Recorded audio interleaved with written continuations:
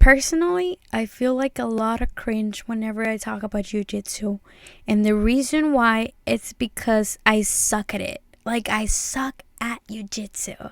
And at the same time, I feel like this is like the perfect tool that I have stumbled upon for so many things that, I don't know, I gotta preach it. But who am I to preach something if I suck at it? I feel like a phony. But thankfully, I am the one embarrassing myself, so you don't have to. Welcome to the Dazed and Confused podcast with your host, Diana Cano, where we normalize being dazed and confused at any stage in life. To be curious and to seek constant improvement, everyone is welcome here. I do realize that this episode, by the time that it's published, it's gonna be almost a year and a half-ish. So not really one full year, but it's okay because I have not been practicing it like day in, day out. So this has been my realistic 1 year progress with Jiu-Jitsu. And I have learned how to escape. It's okay. It's okay if it looks so minuscule to the rest of the world, because to me it has meant a lot. And I'm gonna dive into this because there is a lot to unwrap here. Though my technique is not always successful, it's starting to make sense. It doesn't make sense still, but it's starting to make sense, if that makes sense.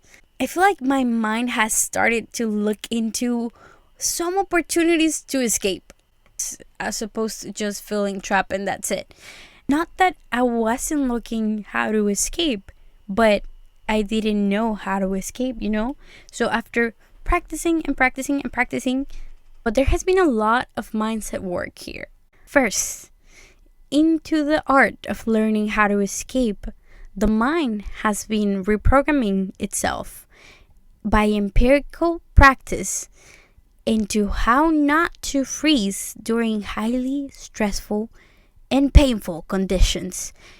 Yep, all of that is happening simultaneously as you try to escape when you're being mounted by somebody else with very impeccable good grips. As you're trying to escape, the mind is reprogramming itself into communicating to the body how to act, how to move, and where to place every single member of your body. All of that through repetition. Your mind is learning how to move before it gives your brain a chance to think and process it. So, as you're learning how to escape, you have to accept the mind is programming itself that not all is lost. For if the fight is lost from within, then the fight is lost in the mats. Oh my god, I just made that up. But I think so. It fits. The mind has to, as you're learning how to escape, the mind has to reprogram itself to de-internalize the perpetual constant state of shame. And as you're programming and teaching your brain to rewire itself through empirical experience, you're also fighting. And all of that is art in and out of itself. So you can see why people take this sport very seriously. So as you're trying to escape and learning how to escape, your mind is learning from failures, and it's reprogramming itself to see every failure as a lesson. And what some people may seem as slow learning, I call that we're just making sure. Like, are you sure this movie won't work if I try to do it my way? And we just have to apply it many different ways, and like until we figure out that you know what, yeah, it might not work this way, and sometimes that's okay. Sometimes that's okay. Progress is progress. A win is a win. Yeah, I just feel like jiu-jitsu is the active empirical practice of, learning from mistakes and letting go, and like slowly but surely. Yeah, all of those. Slowly but surely, things will make sense and you will eventually become good. But if you want to become good in your first year, then try fishing. Better luck in another sport, chump, because this won't be it. No, I feel like my biggest and toughest challenge in this journey has been, the active, literal, conscious act of defending myself and fighting back, learning how to fight back.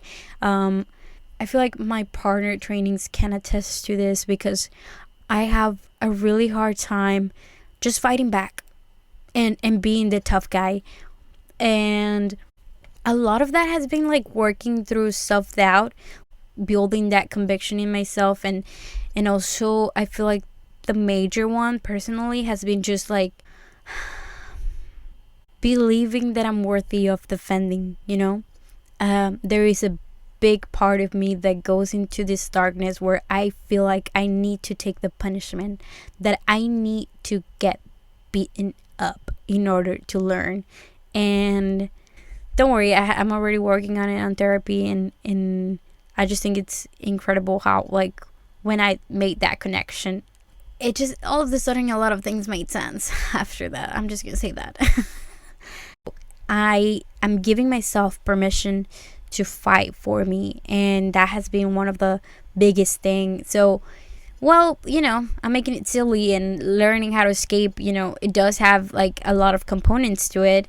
It's also very freeing, and it's just one of the many things that you will learn in jiu-jitsu. To me, it's inspiring, actually. Like, I do feel like it's inspiring that somebody that has been training less, it's already achieving more, because they have that self-confidence, or like that conviction in themselves and what they're learning. So just seeing that, to me, it creates that like literal proof that it is possible. It's because I have progressed so slow in the sport doesn't mean that you will. And just because I have progressed at my own pace, I prefer that term better. I have progressed at my own pace, and I've learned my own lessons at my own pace, and I feel like I'm in a better headspace now, where I'm like willing and I'm capable of honoring that, and I don't feel any pressure. Like, if this seems like slow progress to someone, it's like that's okay with me, because to me it means something, and I know why, right? So at the end of the day, always encourage you to try jiu-jitsu. And I know that it's a very hard sport, and it's very intimidating depending on where you are on the world. I recently moved from San Diego and to the Keys, so I been researching gyms here in the Keys, and they're very male dominated. So I know after tax season I'm gonna go back to jiu-jitsu and go back to training jiu-jitsu, and I know that it's gonna be a new challenge to train in male dominated areas, and I know, and I'm preparing myself for it. I'm gonna cry so much, so much, because I'm about to be manhandled, and I decide to, like, I'm not gonna let that stop me, and I'm gonna have to push through that pain. So do not feel discouraged. I got you. They say that a warrior has two fights, the one inside themselves and the one outside. And you cannot win the outside fight continuously if you're continuously fighting the one inside. So therein, I think, lies the problem, or as I like to say, the proof the proof that I see reflected on my own life through everything that I have learned in Jiu-Jitsu. This is certainly a journey to be continued. So stay tuned. I will create more episodes about it, and I'll see you in the next one. Thank you so much for joining me this week. If you like this episode, give us a like, a share, or a review on Spotify or wherever it is you're listening. Make sure to subscribe to the show in iTunes or Spotify so you'll never miss a show. If you'd simply like to tell a friend about the show, that will help us out too. If you share on Instagram, don't forget to tag me. I love to see your thoughts and insight. Have a wonderful week. Sending you energetic strength your way, no matter what you're going through. I believe in you, so fight back. Be sure to tune in for our next episode, and I'll see you in the next one.